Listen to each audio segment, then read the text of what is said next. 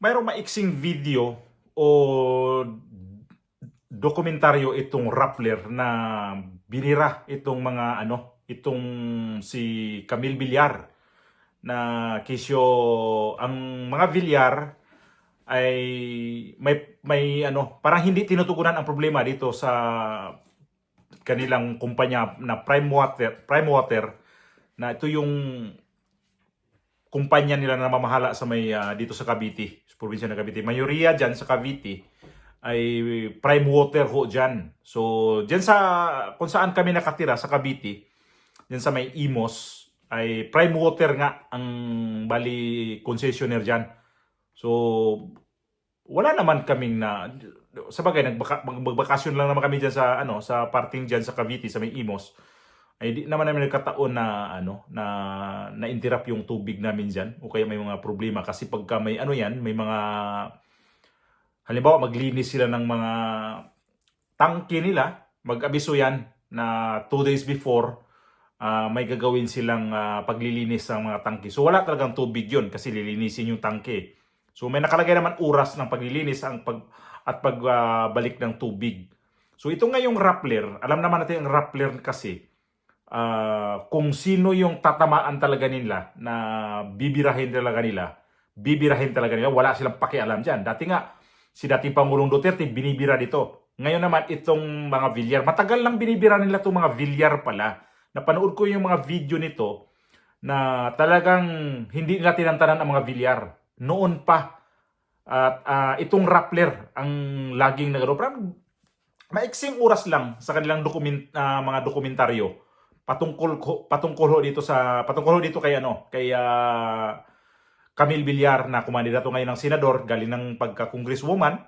So nasa naman siya ngayon, nasa last na niya ng term itong taon na to. So magpapili siya ng pagka-senador. So siguro itong mga di ko lang alam na itong mga reporter ng Rappler kung nakatira ba to sa Cavite o ayaw lang talaga nila sa mga Villar.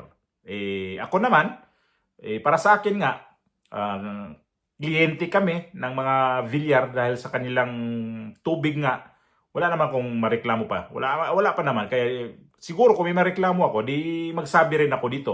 Pero as of now, wala naman. Di naman ako nag-complain dyan sa mga nila. Siguro sa ibang mga subdivision, meron silang mga problema.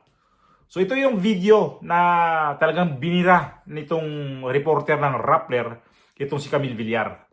Ang daing ng maraming Caviteños, palpak daw ang serbisyo ng Prime Water ng mga Villar. Para sa iba, isa itong election issue. Himayin natin. Recently, nagsagawa ang Rappler ng isang election town hall sa Bacoor. Inimbita namin yung mga kandidato sa pagkagobernador ng Cavite, pagkakongresista, pagka-mayor, may nag-okay na kandidato sa pagkakonsehal sa Dasmariñas. Gusto rin daw niya magsalita. Ang sabi niya, ang numero unong issue ng mga kababayan niya ay ang kawalan ng tubig. Yung pagmamanage ng Prime Water, they call it crime water, sorry. Hindi galing sa kawalan itong sentimentong ito. When Rappler held a community chat event para sa mga taga-Cavite sa app namin, reklamo rin nila kung paanong walang tumutulong tubig for most of the days sa tinitirhan nila. Hanggang ngayon po, as in wala na po talagang tubig.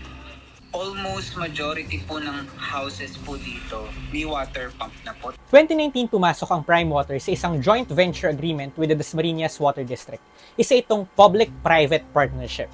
Responsibilidad ng Prime Water na pagandahin ang water supply service para sa mga residente ng Dasmariñas. Kaso nga lang, hindi ganun yung nangyari. Commission and Audit na mismo ang nagsabi. Sabi sa 2023 report ng COA, ang daming joint venture agreement violations ng Dasmariñas Water District at ng Prime Water.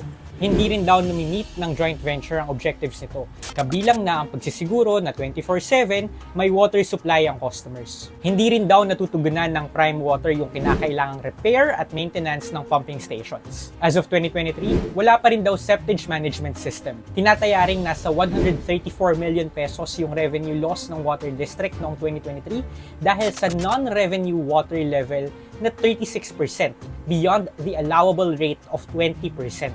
Sa madaling sabi, may napoproduce na tubig pero for whatever reason, hindi nakakarating sa paying customer. So ending, nasasayang lang. Sabi ng Asian Development Bank, kapag mataas ang non-revenue water, marahil poorly managed ang water utility. Sa Cavite, hindi lamang sa Dasmariñas may kita ang Prime Water. Ito na rin ang nag-ooperate ng water district sa Silang, sa Trece Martires at Tagaytay for more than half a decade now. Lahat sila incidentally found good business in the province under the Duterte administration. Sinuri ng Rappler yung audit reports sa water districts sa mga lugar na yon. It turns out, hindi nagkakalayo yung mga komento ng COA. Puro violation sa joint venture agreement, matataas ang revenue losses, at delayed ang mandatory 5-year review sa naging performance ng Prime Water. Bakit ba natin inuungkat ito ngayong panahon ng eleksyon? Because access to safe and clean water is a basic human right. Kapag yung tinitirhan mo walang access sa tubig, issue siya ng good governance. To be clear, ang water districts na hindi kontrolado ng LGU, sila ay nasa ilalim ng Local Water Utilities Administration. Pinaalalahanan na rin ng DILG dati ang mga mayor na huwag makialam sa operasyon ng water districts. That said, mayors can still appoint water district board directors and city councils can pass non-binding resolutions to put pressure on water districts to do a better job. Nationally, it's a question of how a water utility firm that has been flagged numerous times by state auditors continues to bag government projects. It's a conversation about the Villars, who are an integral part of today's politics. Sila ang may-ari ng Prime Water at yung kalidad ng serbisyo ng kumpanya ay hindi may iwasang maitahi sa kandidatura ng mga tumatakbo mula sa kanilang pamilya, including Congresswoman Camille, who is running for senator. It's a determination of whether people suffering from water interruptions would reflect their choices when they cast their ballots. Siguro, ito sila, nung panahon noon na tinitira nila mga Villar, malay natin, alam naman natin na ang mga Villar sobrang yaman, ang dami nilang mga negosyo, lalo rin dyan sa may, yun nga, Cavite, papunta dito sa may Alabang, Las Piñas, halos kasi mga lupa dyan, mga Villar na ho yan. So, pinasok na rin nila itong mga ng tubig, magninegosyo ng magsusupply ng tubig, hindi yung mag-iigib ba. Yung kanila talaga, parang sila, kumukuha dito sa may mga Nawasa, Manila Water, sila yung concessionaire dyan na sa bandang Cavite. Ilang area sa Cavite ang kanilang sakop kasi ang Imos kasi kasama ho yan. At ang alam ko dyan, itong Bacoor, mayroon sila dyan kasi magkadikit lang naman itong Bacoor at saka Las Piñas.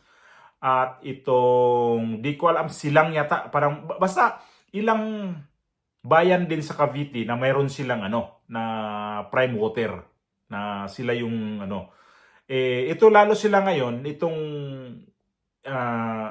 Rappler na binira nilang husto, tinadtad nilang husto itong mga Villar kasi kakandidato nga to si Camille Vera. May parang nakikita ko rin dito nakikita natin sa video na yun na may halong paninira. Noon pa pala talaga to. At ito yung mga media kasi na mga bias talaga. So, wala sila nakikita dyan. Pag ayaw nila sa mga taong iba, wala sila nakikita maganda dyan.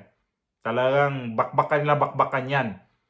Dati nga, nung panahon ni dating Pangulong Duterte, yung reporter nila, si Pierre Ñada, nung naalala niyo yun, na talagang harap-harapan yun na sinasabihan siya ni dating Pangulong Duterte na ganito ang Rappler. At may kaso pa nga yata itong Rappler, parang na yata yun, hindi parang na ba si Pangulong Duterte nun? Basta kinasuhan to Di lang ako sure. Basta matindi rin ang ito sa administrasyon ni Duterte. Grabe talaga itong Rappler. So ngayon makikita natin na mukhang hindi sila against kay Bongbong Marcos.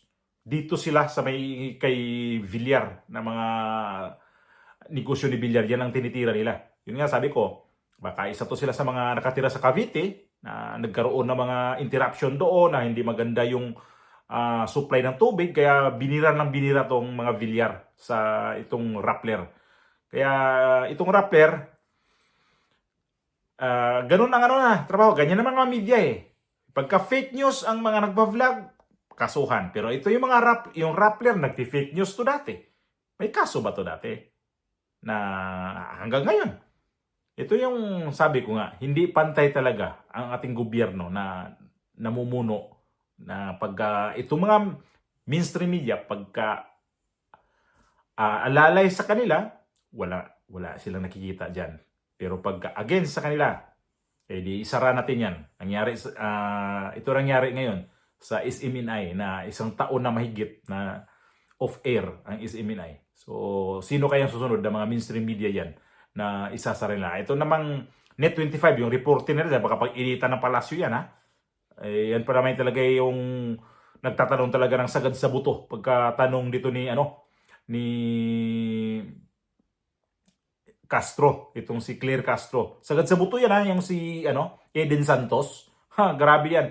Nagiging kontrabida yan ni bukas, ha, Lunes.